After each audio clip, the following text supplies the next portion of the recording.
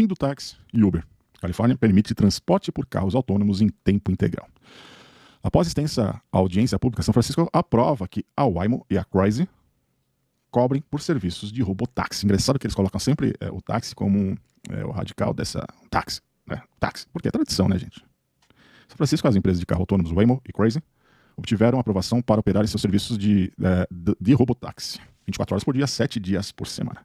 A decisão foi tomada após uma audiência pública de 6 horas e meia, na qual a comunidade local compartilhou tanto apoio quanto objeções dos veículos autônomos. Por fim, a California Public Utilities Commission, CPUC, aprovou por 3 votos a 1 a operação das empresas durante todas as horas em toda a cidade, permitindo a cobrança pelas corridas.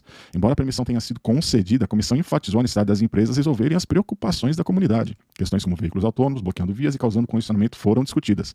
Além disso, a preocupação sobre a perda de emprego devido à automação foram compartilhadas por vários profissionais do setor de transporte. Atualmente, as empresas oferecem um serviço limitado com uma nova decisão. Waymo e Crazy poderão operar em toda a costa oeste, semelhante a, Uber e Lyft. Tekedra Mawokana, co-CEO da Waymo, e Kyle Vogt, CEO da Crazy, expressaram satisfação com a resolução, destacando sua importância para o setor de veículos autônomos. E apesar das ressalvas, a CPUC afirmou que o Waymo e Crazy cumpriram todas as obrigações regulatórias, enfatizando a necessidade de colaboração contínua com as autoridades e comunidade local para abordar as preocupações futuras. Acontece que já começou a dar pau, pessoal. O negócio já começou a dar água. Não é um negócio assim fácil que você vem, implementa, então todos os nossos problemas já foram resolvidos. Não, é claro que não. E a gente deixa bem claro isso, pessoal. Deixa bem claro. Quem me acompanha já sabe. O Elvio falou, eu falei, eu disse, pessoal. Não é fácil implementar uma situação dessas.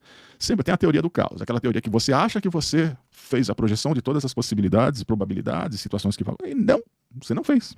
Olha o que aconteceu logo na primeira semana em que soltaram os veículos para o mercado como um todo.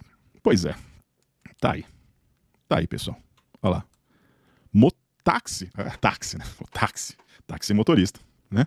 O táxi sem motorista acaba atolando em cimento fresco em rua em São Francisco.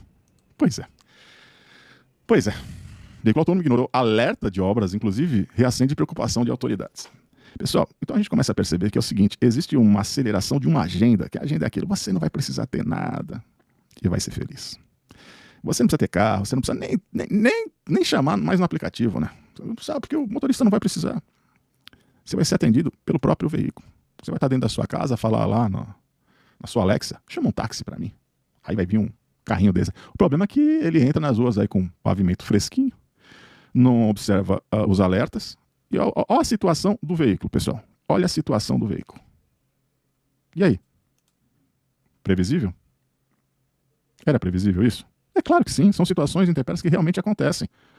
Com o taxista, certamente isso não ia acontecer. A gente viu isso acontecer, coisas piores acontecendo com motoristas de aplicativo subindo em passarela, descendo escadaria, indo para rua que não existe, caindo dentro do rio, entrando na contramão, isso parece que é uma constante por parte de alguns, mas aqui no serviço de táxi, cara, isso não acontece, porque somos profissionais, somos pessoas, pessoalidade.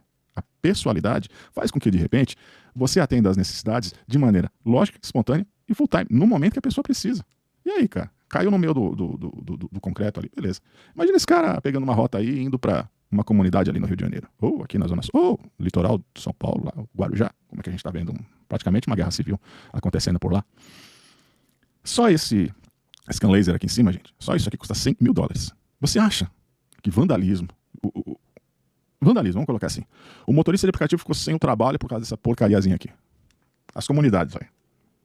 O que vão fazer com o veículo? É complicado. Quem vai fazer a manutenção, a limpeza, a higienização desses veículos?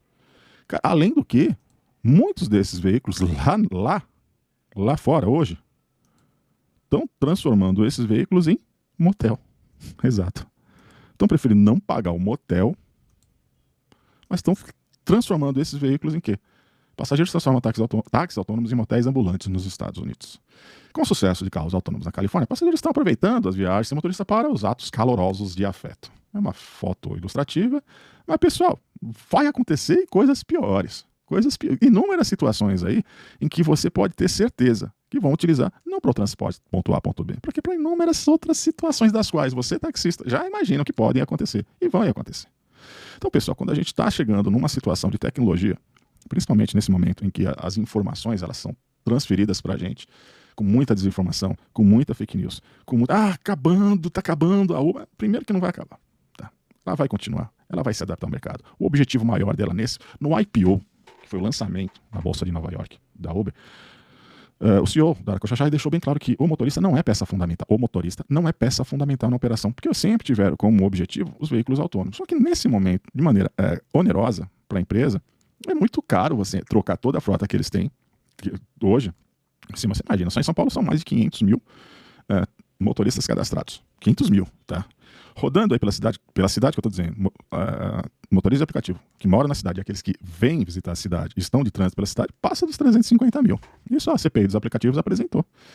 Então, pessoal, como é que você vai transformar essa frota rotativa num turnover absurdo, aproveitando o investimento que é o outro que faz, o custo da operação que é o outro que faz, e tendo uma rentabilidade aí muitas vezes de 40, 50, 60, mais. Então, amigo, essa história do veículo autônomo é narrativa. É marketing. Isso não vai acontecer. Pelo menos eles vão ter alguns veículos para falar, é marketing. Porque não vai acontecer. Enquanto, gente, é o que o Emílio do Pânico fala, tem um canavial de otários. Tem um canavial de otários. Você acha que essas empresas... O detalhe é que o modelo de negócio deles não é sustentável. Não é sustentável, não se sustenta. Principalmente em países em que você tem uma demanda muito grande, principalmente judicial, por parte de insatisfeitos, motoristas insatisfeitos, que acionam a Justiça do Trabalho em várias cortes, Supremas Cortes no mundo, e que estão dando o ganho de causa para o quê? Para os motoristas de aplicativo. Isso onera muito em custo e gasto. Por isso que essas empresas, elas muitas vezes alegam prejuízo. É óbvio que tem uma manobra, né, um malabarismo contábil, que entrega para as emitidas, que são os relatórios trimestrais, como é que tá? Tivemos prejuízo de tanto. Mas a última emitida já veio com lucro. E muito antes do que eles previam. Em 2023, estavam falando de lucro só para 2024 e 2025. Então, pessoal, essa agenda está sendo acelerada em muito. Qual é a agenda? A agenda... Tem coisas que a gente... Eu não posso, porque o algoritmo... Então, é a agenda 2030. Pra quem não conhece, procura aí... como é que é o nome? Fórum Econômico Mundial. Tá? Fórum Econômico Mundial, Agenda 2030. Lá você vai ter, inclusive, as 8 diretrizes que deixam bem claro que existe, sim, um protocolo que eles estão seguindo para e passo, e esse processo foi acelerado até a crise, enfim, que nós tivemos aí de saúde pública, ela está sendo preenchida para e passo. Tá? Muito do que está acontecendo hoje, essa movimentação mundial em cima de ecologia, em cima de situações de temperatura do planeta, situações de geopolítica. A gente está atravessando uma fase extremamente complicada, pessoal. E eu não vou falar aqui de política, tá? Eu simplesmente você analisa o que está acontecendo no mundo.